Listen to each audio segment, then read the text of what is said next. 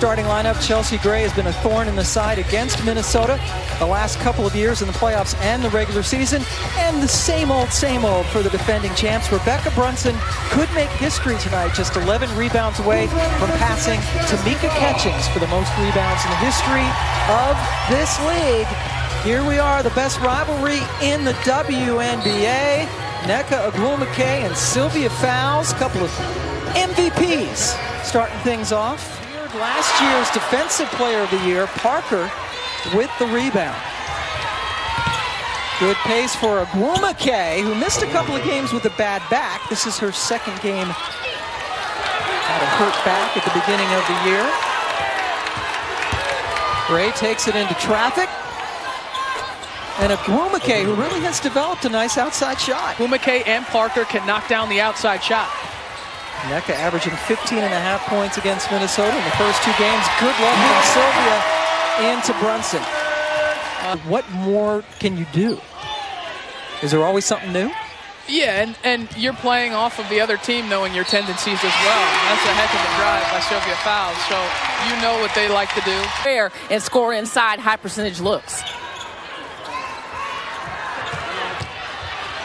Fowles showing up strongly. She 4 of 12 from the floor.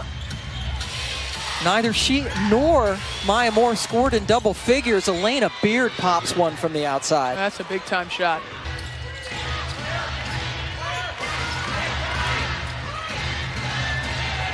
Augustus left alone.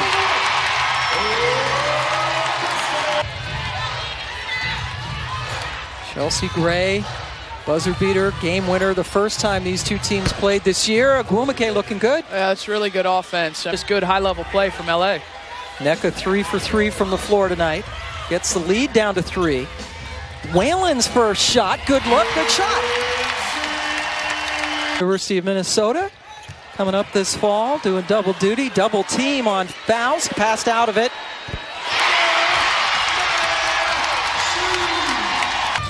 A work in progress with Minnesota, trying to fit in some new players off the bench. Carson with the long two.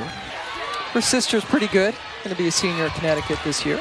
Yeah, very good. Katie Lou, one of the bright prospects in what should be a very deep draft class. Odyssey Sims gets her first basket. And she's had an up and down season in terms of her offense. And if she can give them some consistent offense off their bench, that would be huge. Rebecca Brunson, her second 3 of the night.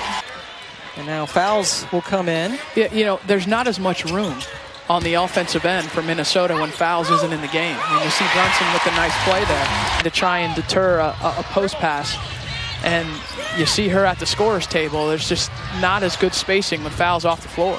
Parker's first bucket of the night. Now Lavender guarding Fowles. Augustus, just enough room. Turnovers. One reason why they're down 7. Nneka Ogwumike directing traffic from the scorer's table where she's about to come in as Parker hits another one. So players get to vote. Gray, good job to get Moore to fly by. She's so composed. Tried to draw the foul, couldn't get it. Shot clock did not reset. Parker decided to go inside to Ogwumike, got the foul and the basket. Never hitting anywhere dangerous. I mean, that's so short. No. Yeah, so. Somebody's kneecap. Nope, never had any flagrants for that. Robinson from the outside. How much she's grown as a player, how much more diverse her game is, how much more difficult she is to stop.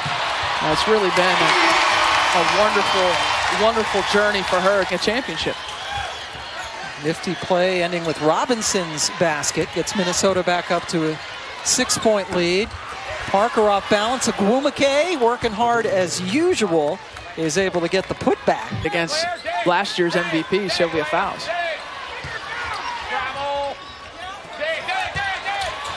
Fowles able to split. Behind the back pass from Gray to Parker, who sets it down nicely and says, thanks, Chelsea.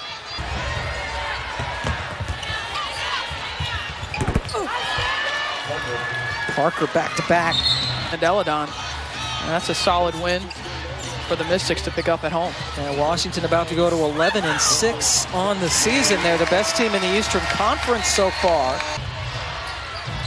In the half.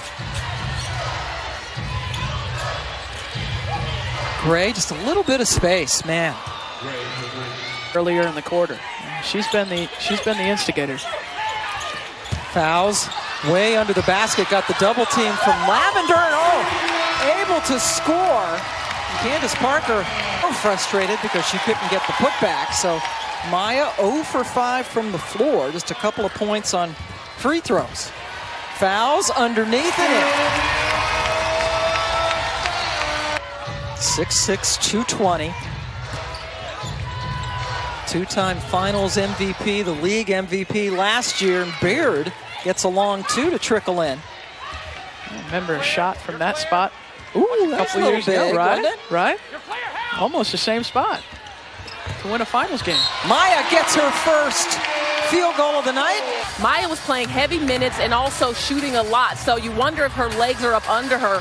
And they played 7 games in 14 days, guys. NECA working hard for that basket. That's a good point. Augustus gave it to Fouls, who didn't look ready.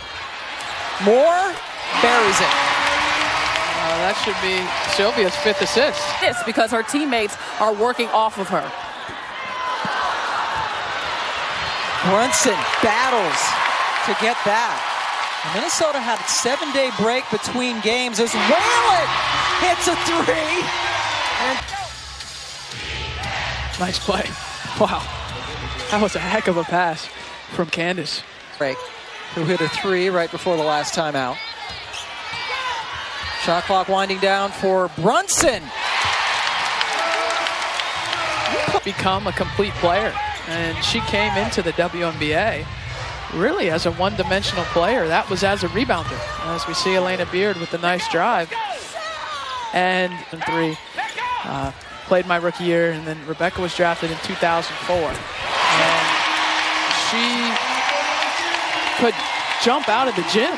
I mean, her athleticism. I mean, she still can jump out of the gym, but imagine 15 years ago what she was able to do. Is Candace makes a nice layup, and mentioned Brunson because she just works, and she gets better and better, and she adds pieces to her game. And in my opinion, she's had a Hall of Fame career with what she's been able to contribute. If you said to people, who's the all-time leading rebounders, there's a lot of names that would roll off your tongue before Rebecca Brunson. And I'm proud of her. She's had a heck of a career. Nice move by Parker to get the basket. Oh, nice. Oh, man. This game at Vadiva. Number 10, Maria Vadiva, the rookie out of Russia. Jantel Lavender in there, and a fist pump. And Xander Lassini for LA as we go under 30 seconds to go in the third quarter. Inside, Lavender catches, shoots, and gets her first points of the night. Brunson, another good look. Nothing but the bottom of the net.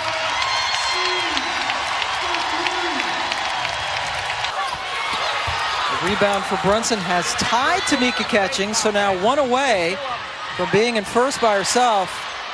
Lavender just doesn't look right. She's missed a couple of layups. Robinson up and under, another assist. Sylvia Fouls. Candace. And there it is. Rebecca Brunson with the most rebounds in the history of this league. Agwumike tied up with fouls. No whistle. Sims able to finish on the other end. Cannot believe there was not a whistle.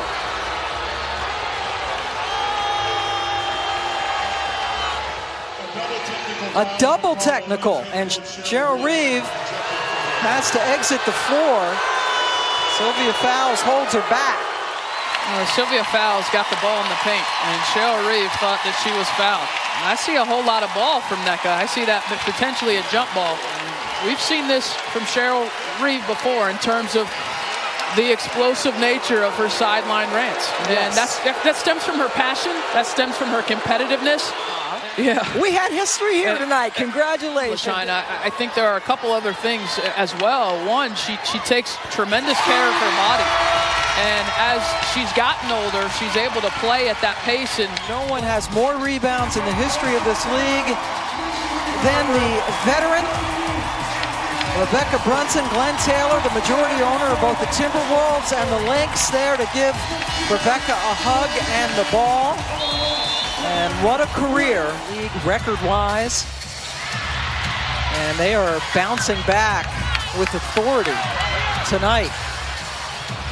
Parker behind the back. Gray spots up for three. Certainly with Candace Parker, Chelsea Gray and her passing ability. Haven't heard from Augustus in a while. In fact, her first basket of the second half. Player on that upper crust of teams. Sue Bird having another outstanding year, the oldest player in the league. Lavender hits one from the outside. One-game playoff. Yeah, Connecticut had a great season last year and lost that one-game playoff. So, you know, those spots are very keen in a loss to Indiana. Fouls finishes. This year compacted because the season will end early with the World Championships coming up in Spain in September as Parker hits. Right here, come on, use it. Come on. Minnesota goes to Chicago to play in a couple of days. LA goes home to play Washington day after tomorrow, which should be an interesting game. Team that had won only one game all year. Cheryl Reeve talked before that game that it could be a trap game. Before this big matchup, fouls keeps being fouls. The fans at the Target Center rise at one as they have beaten their biggest rival. They will meet again August 2nd in LA. That will be Brian Agler's birthday, by the way. Minnesota's now won 8 of 9. They didn't need Maya. They had the backcourt, and they finish off an 83-72 win against the Sparks.